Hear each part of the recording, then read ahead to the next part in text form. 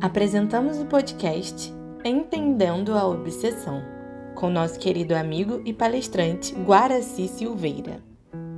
Bons estudos!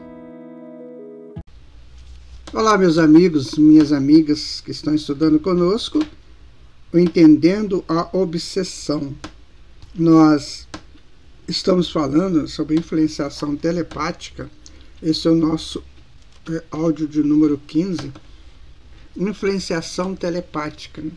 Então, esse tipo de ação obsessiva, quase imperceptível em encarnado, é por isso mesmo das que mais devem preocupar. Então, vamos ver aqui no livro Vida, né? Estude Viva, do André Luiz, o que ele vai dizer? Olha, não se sabe o que tem causado maior dano à humanidade. Se as obsessões espetaculares, individuais ou coletivas, que todos percebem e ajudam a desfazer ou isolar, ou se essas meio-obsessões de quase obsidiados, despercebidos, contudo bem mais frequentes, que minam as energias de uma só criatura incauta, mas influenciando o roteiro de legiões de outras. Olha só. Então, olha só, nós temos energias que circulam em nós. Ela vem do nosso duplo etérico para o corpo físico. O duplo etérico recebe essas energias a partir do fluido vital, né, que é uma variação do fluido cósmico universal, e aí nós vamos recebendo energias ao longo da nossa experiência de encarnados. Essas energias, ela vem do cosmos, ela vem do centro da Terra, vem da natureza e vem dos semelhantes também. E nós vamos vivendo em função dessa potencialização dada pelas energias, que penetram em nós pelos centros de forças ou os chakras. Então essas energias entram pelos chakras e se distribuem através dos meridianos do corpo para a nossa potencialização energética da vida. Muito bem. Esta é uma síntese, né, do que seria essa circulação de energias em nós. E aí o que vai acontecer? Num processo obsessivo, essas energias começam a ser minadas. Elas começam a ser utilizadas para uma resposta imediata ao processo obsessivo, como se fosse uma defesa orgânica e espiritual. Só que vai minando essa energia e a pessoa vai se enfraquecendo. Então, o obsidiado muitas vezes é uma pessoa meio que decaída, né? Meio que solitária, meio que sem saber direito o que faz, muito tristonha, muitas vezes falando e fazendo coisas contra a sua própria vontade. Então ele vai sendo minado nas energias. Essa é uma técnica muito utilizada pelos obsessores, exatamente para que o seu alvo, né, que é o obsidiado, ele possa se entregar mais facilmente à vontade do obsessor. Daí que nós temos que tomar muitos cuidados em relação a isso. Eu estou me sentindo meio enfraquecido, não estou assim com muita disposição. Muitas vezes a gente dá isso à conta de um problema físico, de um problema de cansaço, né? Eu estou muito cansado, muito cansada, eu estou querendo evitar sair porque eu não estou aguentando mais, enfim, dá uma desculpa. Mas na verdade está sendo minadas as energias.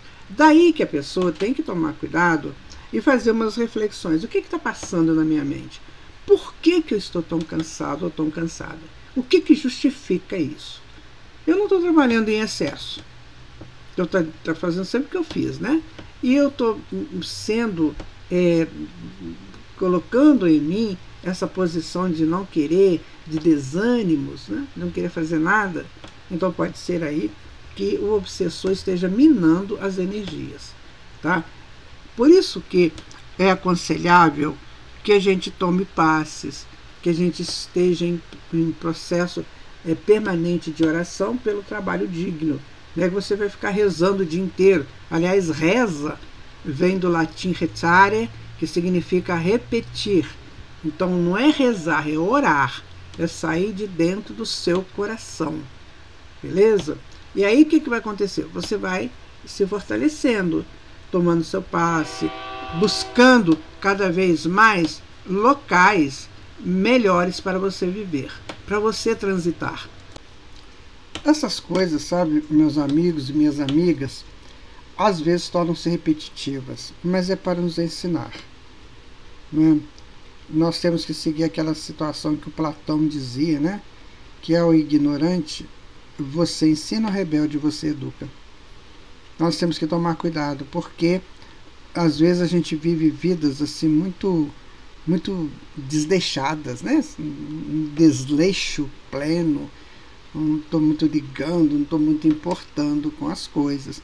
E isso não é nada agradável, isso é complicado, isso, sabe, pode tirar de nós momentos melhores, momentos mais sadios. Ok? Como em outros casos, nem sempre o agente responsável tem consciência da influência que exerce o mal que causa. É aquilo que a gente estava falando. Às vezes, dentro da família, os pais, né, exercem uma função meio telepática, meio obsessiva com os filhos. E às vezes ele não sabe o que é isso, ele acha que é cuidados. Eu estou assim, muito preocupado porque minha filha saiu, meu filho saiu, e não me dão notícias, enfim. Não, é preciso que eles tenham também o direito deles de serem como são.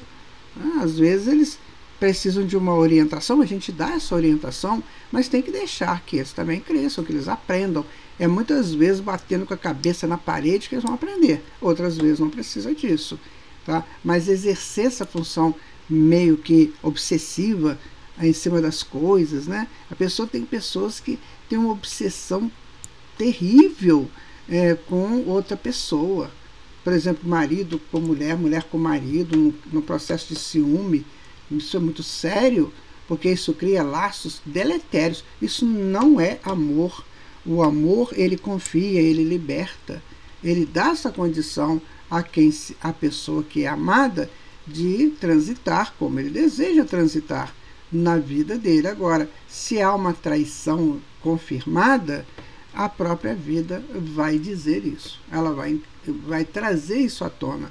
Como Jesus falou, não há nada que é feito que fique escondido debaixo da mesa. Então, de algum momento, isso virá à tona para ser resolvido. Não precisa, né, dessa função tão pesada, né, que a gente exerce no outro e às vezes a gente não sabe que está... A gente fala assim, mas eu amo tanto, eu faço isso porque eu gosto muito da pessoa, sabe, eu tenho medo da pessoa, se ela vai viajar eu tenho medo de acontecer um acidente. Isso é doença, minha gente.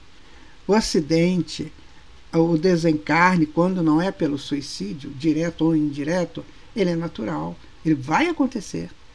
E não quer dizer que a pessoa tem que estar com idade X para desencarnar, não existe isso aí, né? As idades do desencarne, elas variam de horas, segundos, minutos a muitos anos. Cada espírito que renasce, ele tem uma necessidade reencarnatória, que pode ser de pouco tempo no corpo físico, porque ele precisa de crescer, precisa de ter outras coisas. Então nós temos que entender essas coisas que a doutrina espírita traz, para que a gente comece a se libertar. Então, se o espírito renasceu aqui, ele precisa só de 20 anos no corpo físico. E depois disso, ele vai cumprir outros ritos, né, outras coisas lá na evolução dele. Eu tenho que entender, olha, ele precisou só de 20 anos. Agora eu preciso saber como que eu fui com ele nesses 20 anos. Eu tratei bem, eu deixei que ele fosse livre, eu deixei que ele aprendesse, eu respondi as perguntas que ele me fez, eu dei para ele condição, ou para ela, né, condição de ser uma pessoa do bem. No meu comportamento, eu mostrei isso para essa criatura, que deve ser assim um comportamento.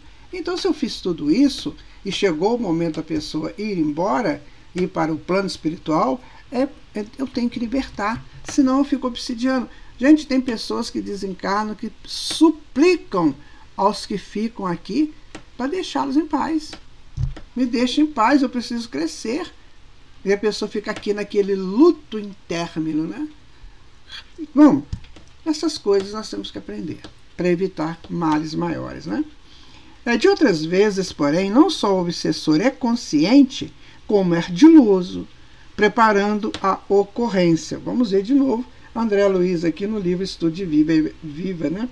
Ele vai dizer o seguinte, olha, com antecedência e meticulosidade, às vezes, dias e semanas antes do sorrateiro assalto, marcado para a oportunidade de encontro em perspectiva, conversação, recebimento de carta, clímax de negócios ou crise imprevista de serviço.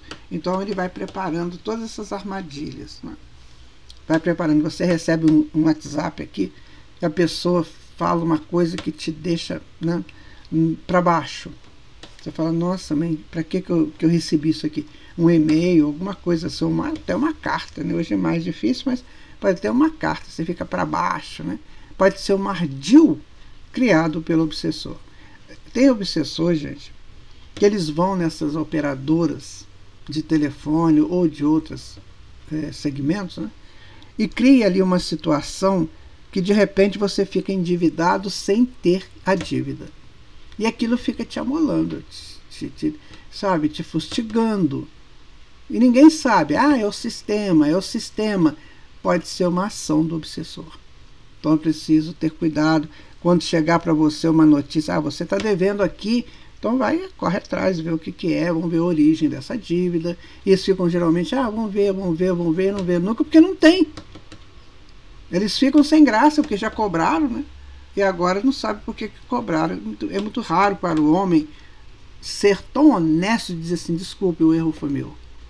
Isso é uma grandeza do espírito. Então precisamos tomar cuidado, porque muitas vezes são ardis dos obsessores para nos perturbar a vida, para tirar a nossa paz, sabe? Aquela notícia que chega meio atravessada, né? Olha, eu estava num lugar e tinha gente falando sobre você e falaram isso. Para que eu vou ficar sabendo disso? Sabe, as pessoas têm o direito de falar de mim o que elas quiserem. O que importa é o que eu sou, não é o que dizem. Tem pessoas que são extremamente maldosas, né? Extremamente cruéis. E eu vou ficar na onda dessas pessoas? Definitivamente, né? Então, como ele coloca aqui, assaltos, né? Sorrateiros, né? Assaltos.